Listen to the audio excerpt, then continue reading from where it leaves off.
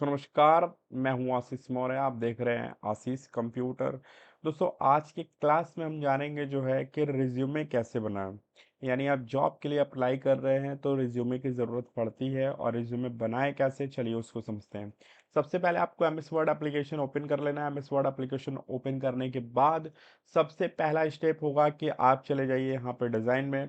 Design में जाने के बाद यहीं पे आपको मिल जाएगा पेज बॉर्डर। तो यहाँ से आप पेज बॉर्डर कोई एक सिंपल सा ले लीजिएगा। तो यहाँ से मान लीजिए मेरा सिंपल सा एक बॉर्डर आ गया। बॉर्डर बहुत ही इंपॉर्टेंट है, ठीक है।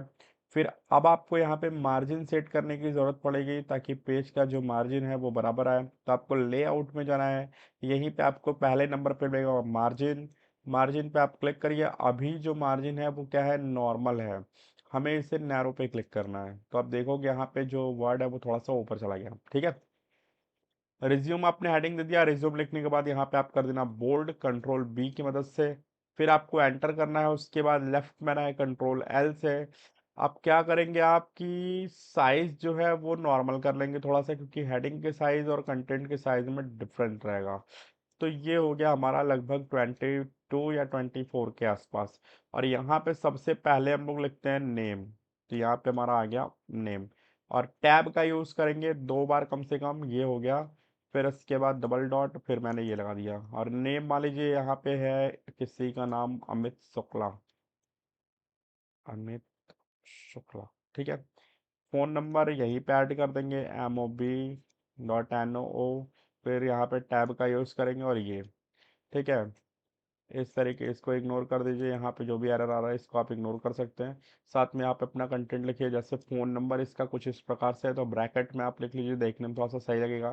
फ़ोन नंबर हमेशा टॉप पे इसलिए रखते हैं क्योंकि पर्सन रिज्यूम पढ़ने के बाद डायरेक्ट आपको कॉल कर सकता है। तो यहाँ पे जो है नंबर देना ये उचित है, ठीक है। अब आप एंटर करें। एंटर करने के बाद यहाँ पे एक और दफ़ा एंटर करें। फिर इसके बाद आपको क्या चाहिए, यहाँ पे अब हमें चाहिए हेडिंग। और हेडिंग हम लगाएंगे पर्सनल इंफॉर्मेशन का, ठीक है। तो हेडिंग लगाने के लिए आप चले जाइए बुलेट में, और यहाँ से कोई एक बुलेट का आप यूज़ कर सकते हैं जो सा भी आपको पसंद हो। तो हेडिंग का जो साइज रहेगा वो थोड़ा सा ज़्यादा रहेगा। जैसे मान लीजिए मैंने 24 रखा है। और यहाँ से फिर हम एक बुलेट ले लेते हैं। अब बुलेट में सबसे पहला जो हेडिंग हमारा है वो क्या है, पर्सनल इंफॉर्मेशन, ठीक है। ये हो गया। आप एंटर करो। एंटर करने के बाद ये बुलेट की ज़रूरत नहीं पड़ेगी। आप राइट क्लिक करके इसको सही कर सकते हो। और इसके बाद एंटर करने के बाद ये बुलेट की ज़रूरत नहीं है तो आप बैक स्पेस से इसको हटा सकते हो, ठीक है। और इसके बाद आपको क्या करना है, थोड़ा सा स्पेस यहाँ पे ले लेना। आप टैब का भी यूज़ कर सकते हैं। फिर यहाँ से आपको सिंपल बुलेट एक लेना है यहाँ से, जैसे कि आप ये पॉइंट भी ले सकते हो। पर्सनल इन्फॉर्मेशन में क्या क्या चीज़ें होती हैं, देखो यहाँ पे ये चीज़ अगर आपको मैनेज करना है तो आप यहाँ से इसको आगे पीछे भी कर सकते हो, ये रूलर से, ठीक है। और ये इसको भी करना पड़ेगा, ये। अब पर्सनल इन्फॉर्मेशन में क्या लिखना है, पर्सनल इन्फॉर्मेशन में सबसे पहले आपको लिखना है फादर्स नेम। तो यहाँ पे हो गया फादर्स नेम। 2 बार कम से कम टैब कर दीजिए, ठीक है। ये हो गया फादर नेम। जैसे इसके पिता का नाम है मिस्टर विकास शुक्ला, ठीक है। ये हो गया मिस्टर विकास शुक्ला, इनके पिताजी का नाम, ठीक है। इसके बाद एंटर करते हैं। अब यहाँ पे आ जाएगा मान लीजिए मदर नेम। मदर नेम हो गया। इसको भी टाइप करके मैंने सही कर लिया। मदर नेम, इसकी माता का नाम है नमिता शुक्ला। फिर एंटर करेंगे और यहाँ पे लिखेंगे DOB, मतलब डेट ऑफ बर्थ इनका क्या है। हमेशा बराबर में करेंगे, बहुत अच्छा रहेगा। डेट ऑफ बर्थ है इसका 15 तारीख, दूसरा महीना, 2001। ये हो गया। एंटर कीजिए। उसके बाद यहाँ पे आ गया अपना फुल एड्रेस। फुल एड्रेस हो गया। आप यहाँ पे टैप करिए। टैप करने के बाद यही होगा। इसका एड्रेस है वसंत विहार। वसंत विहार, UP, ठीक है। ये हो गया क्या, अभी पर्सनल इन्फॉर्मेशन। अब देखो हेडिंग का साइज यहाँ पे अलग होना चाहिए, टेक्स्ट का साइज अलग। अभी आप देखो तो ये दोनों का एक ही है। तो टेक्स्ट का पूरा हम सेलेक्ट करेंगे और इसके साइज को 1 पॉइंट घटा देंगे, यानी कि 22 कर लेंगे, ठीक है। और ये हमारा 24 है। इसको सेलेक्ट करके आप यहाँ से बोल्ड कर दीजिए ताकि वो लगे कि हाँ वो क्या है, हेडिंग है। तो अभी तो मैंने बात किया पर्सनल इन्फॉर्मेशन का, ये हमारा हुआ पर्सनल इन्फॉर्मेशन। अभी आपको क्या करना है, पर्सनल इन्फॉर्मेशन के बाद आपको एजुकेशनल इन्फॉर्मेशन बनाना है, ठीक है, यानी क्वालिफिकेशन वाली सारी डिटेल। इसको यहाँ से आप राइट क्लिक करके सही कर सकते हो। ये देखो, ये देखो, सारा सही हो गया। अब आपको इसी हेडिंग को खाली कॉपी करना है, यहाँ पे आके एंटर करना है, ठीक है, बैक स्पेस से इसको हटा के पेस्ट कर देना है। अब देखोगे यहाँ पे ये आ जाएगा, बट हमें ये वाला नहीं चाहिए, तो यहाँ पे आप क्लिक करके बैक स्पेस मारो, फिर यहाँ पे जाके आप ये वाला बुलेट ले लोगे, तो आप देखोगे कि ऑटोमेटिकली वो अलाइन हो जाएगा। अब यहाँ पे आपको लिखना है एजुकेशनल इंफॉर्मेशन, तो यहाँ पे हमारा आ गया एजुकेशनल इंफॉर्मेशन या फिर क्वालिफिकेशन, दोनों चीज़ों को आप यहाँ पे लिख सकते हो। अब यहाँ पे क्या है कि मुझे कुछ टेबल की ज़रूरत पड़ेगी एजुकेशनल इंफॉर्मेशन लिखने के लिए। तो टेबल के लिए आपको क्या करना है, इंसर्ट में जाना है, इंसर्ट में जाने के बाद यहाँ से आप टेबल लो, जितने रो और कॉलम की ज़रूरत है उतना रो और कॉलम ले सकते हो। मान लो एक में हम क्लास की डिटेल देंगे, एक में बोर्ड यूनिवर्सिटी की डिटेल देंगे, एक में स्ट्रीम की डिटेल देंगे, एक में पासिंग ईयर की डिटेल देंगे, एक में डिवीजन और परसेंटेज की डिटेल देंगे। एक में हो गया हाई स्कूल, एक में हो गया एंटर, एक में हो गया उसके बाद का रिटर्न, ठीक है। अब मान लीजिए यहाँ पे सबसे पहले मैंने लिखा है क्लास, जैसे सबसे पहले मैंने इसमें क्लास लिख दिया, क्लास लिखने के बाद जो है यहाँ पे अब हो गया board university, board oblique university, इसके बाद स्ट्रीम हो जाएगा। स्ट्रीम के बाद यहाँ पे आप ईयर डाल लीजिए, किस ईयर में आपने पास करा है, उसके बाद आपका आ जाएगा डिवीजन एंड परसेंट, ठीक है। सीजीपी वगैरह भी डाल सकते हो इसमें। और हेडिंग की साइज जो है वो ठीक है, लेकिन आपको जो बोल्ड है वो हटा लेना है, क्योंकि थोड़ा सा अजीब लग रहा था, ठीक है। अब आपको क्या करना है, यहाँ पे सारी डिटेल लिख देनी है, जैसे सबसे पहले 10th की डिटेल डालनी है, तो यहाँ पे हो गया 10th, एंटर कर लेंगे तो वो सब सुपर स्क्रिप्ट में चला जाएगा। फिर यहाँ पे हो गया 12th, फिर यहाँ पे हो गया इसका बीकॉम, ठीक है। अब क्या करना है यहाँ पे, कि जो ये हेडिंग का अलग अलग आ गया है बोल्ड वाला, ये बोल्ड का सारा सीन हटा लेंगे, बाकियों पे भी सेलेक्ट करके बोल्ड का जो फॉर्मेटिंग है वो हटा लेंगे। अब जैसे ये 10th पास है कौन से बोर्ड से, तो बोर्ड वहां पे लिखना होगा, जैसे मान लीजिए यहाँ पे मैंने लिख दिया यूपी बोर्ड।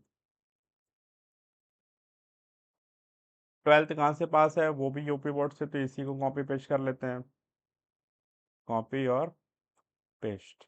अब ये कहाँ से, ये इसने पास करा है बीएचयू से, तो यहाँ पे हो गया बीएचयू, ठीक है। स्ट्रीम की बात करें तो स्ट्रीम क्या रहेगा, जैसे मान लीजिए क्लास 10 में जो है इसका स्ट्रीम था आर्ट्स, ठीक है। इसके बाद 12th में क्या है, तो कॉमर्स है,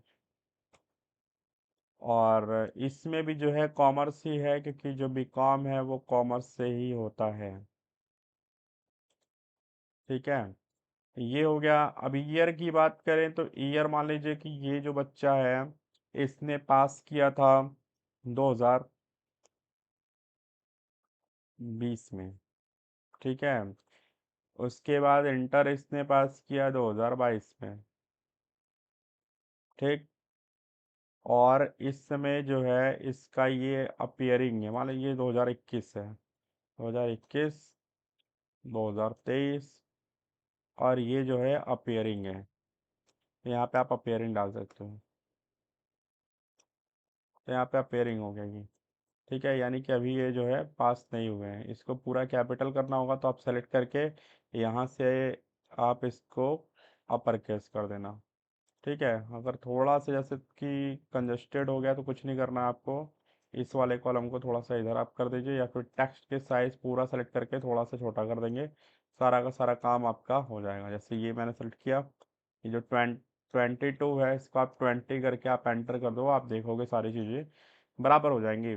इसके बाद अब बात ये आ रहा है कि 10th में कितने परसेंट या कौन सा डिवीज़न आया था, तो मान लीजिए ये फर्स्ट डिवीज़न आया था 10th में, ये मैंने डाल दिया फर्स्ट, इसमें भी फर्स्ट आया था, यहाँ पर डाल दिया फर्स्ट, और इसमें कोई मतलब ही नहीं है, क्योंकि अभी क्या है ये अपीयरिंग है, ठीक है।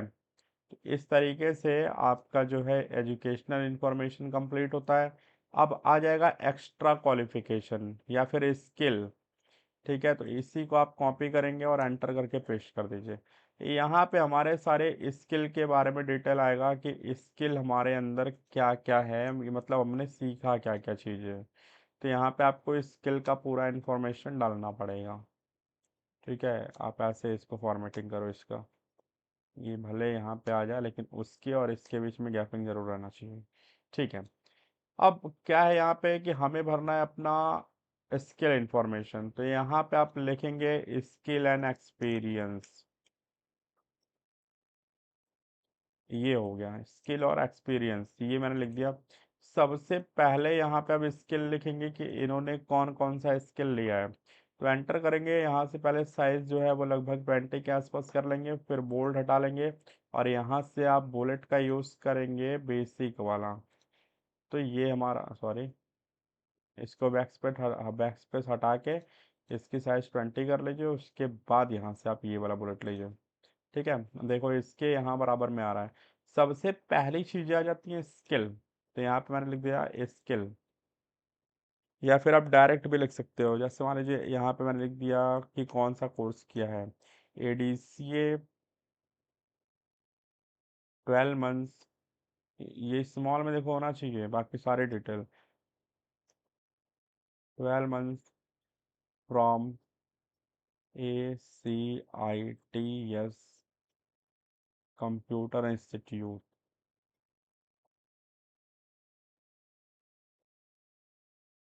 कंप्यूटर इंस्टीट्यूट वाराणसी इन 2020, मतलब 2020 में इन्होंने कंप्यूटर कोर्स अपना किया था।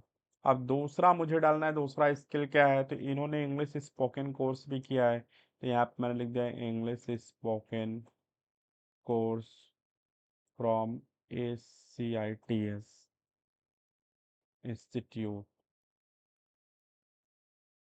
ठीक है, इंस्टीट्यूट वाराणसी।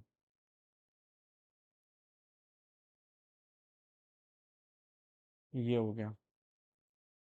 कब किया था वो भी आप डाल सकते हो, इन 2021। ये हो गया। ठीक।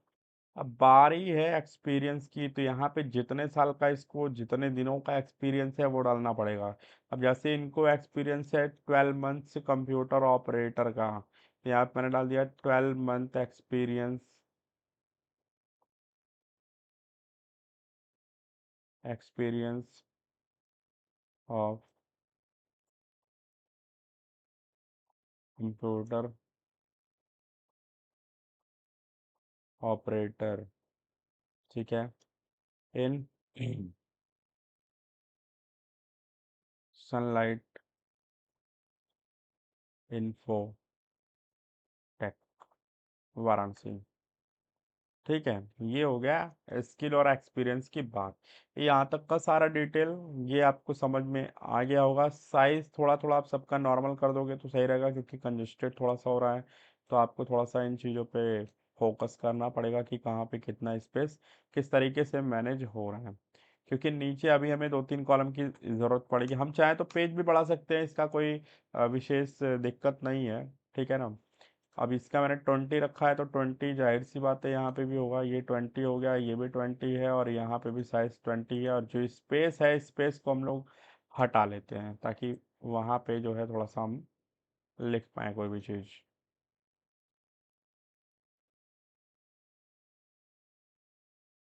चलो, तो यहाँ तो ठीक ही है। ये स्किल और एक्सपीरियंस यहाँ तक तो ठीक है। अब आपको क्या करना है कि यहाँ पर आपको एक और यहाँ पे हेडिंग लेना है। यहाँ से मैंने पेस्ट कर दिया ये वाला, और ये हटा करके आपको हेडिंग जो है ये लेना है। ठीक है, और यहाँ पे आपको लिखना है hobbies and target, hobbies and target. ये हो गया। अब आपको यहाँ पे अपनी हॉबीज और टारगेट के बारे में डिटेल देना है, तो यही वाली लाइन यहाँ से आप कॉपी कर लेना नीचे, ताकि जो है वो आ जाए। इसको हटा देना, हटाने के बाद आपको स्मॉल वाला बुलेट ले लेना है ताकि इसके जो है राइट में आए। अब सबसे पहले यहाँ पे क्या लिखेंगे, सॉरी, हॉबीज। बहुत सारी हॉबीज है तो हॉबीज लिखना, सिंगल हॉबी है तो HOOBY हॉबी। ठीक है, मान लीजिए इसकी एक ही हॉबी है, तो यहाँ पे मैंने लिख दिया हॉबी। फिर क्या है हॉबी? इसका हॉबी है कंप्यूटर चलाना। यहाँ पर लिख दिया कंप्यूटर ऑपरेटिंग। ठीक है। टारगेट क्या है?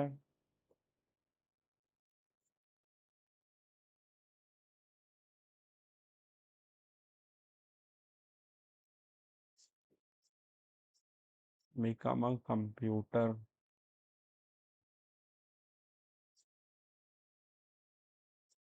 ट्रेनर। ठीक है, ये इनका टारगेट है, तो मैंने लिख दिया यहाँ पे। अब इसके बाद लास्ट में क्या आएगा? लास्ट में छोटा सा डिक्लेरेशन आता है, हालांकि वो मुझे लिखने की ज़रूरत है नहीं। अब इसके बाद मेन काम है यहाँ पे डेट और सिग्नेचर का, तो डेट और सिग्नेचर आप लिख सकते हो। सबसे पहले मैंने यहाँ पे लिख दिया है डेट और प्लेस, सिग्नेचर की आवश्यकता नहीं है। यहाँ पे आप टैब करते हुए लास्ट में जाइए, यहाँ पे लिख दीजिए प्लेस, 3 बार डॉट दे दीजिए कम से कम। अब यहाँ पे फोटो लगाने के लिए चाहिए आपको जगह बनाना है, तो इसके लिए क्या करोगे आप? सिंपली इंसर्ट में चले जाना, यहीं पे आपको मिलेगा शेप, और शेप लेने के बाद आपको ये वाला शेप ले लेना है रेक्टेंगल, और यहाँ पे एक रेक्टेंगल आपको बना के रख देना है। और इसमें क्या आएगा? फोटो आएगा। शेप फिल को हटा लीजिए यहाँ से, और जो आउटलाइन है आउटलाइन रख दीजिएगा। जैसे मान लीजिए विड्थ पे हम गए, यहाँ से इतना आउटलाइन मैंने रख दिया। इस तरीके से हमारा जो रिज्यूम है वो कंप्लीट होता है। और आप इसे सेव कर दीजिए। ये सबसे बेसिक रिज्यूम है। इसके बाद और भी रिज्यूम के बारे में आपको जानकारी मिलेगा। अगर इस रिज्यूम का पीडीएफ आप चाहते हैं कि मुझे मिल जाए, तो आप मुझे मैसेज कीजिए, इस रिज्यूम का पीडीएफ हम आपको दे देंगे, ताकि आपको बनाने की आवश्यकता ना पड़े, खाली आप टाइप करके बना सकते हैं। लेकिन आपको सीखना है तो आप ज़रूर पूरा का पूरा बनाएं, ताकि आपको टोटल चीज़ें समझ में आ सकें। चलिए वीडियो को समाप्त करते हैं। आई होप आपको वीडियो पसंद आया हो। मिलते हैं अगले वीडियो में।